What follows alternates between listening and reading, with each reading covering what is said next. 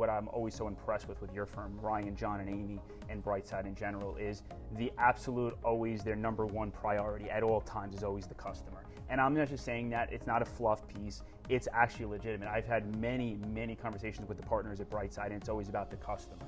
Everything's always about the customer. Are they impacted? Are they back the way they need to be? Is it done in a timely manner?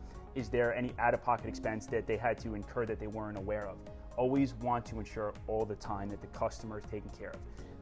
You know, I joke around, we always laugh, because we're going into houses in the worst possible situations. There's mold growing on the walls. There is, you know, wastewater on the floor, we're stepping in it.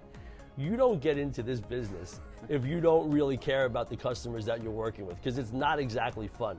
So we really do have to care, and I think it really translates in the way we work together. I think that's the way it comes out. So, as long as I'm not there for the wastewater part. Yeah, we slide you in later on with your mask on and your hard hat. That's got to be done. That's got to be done.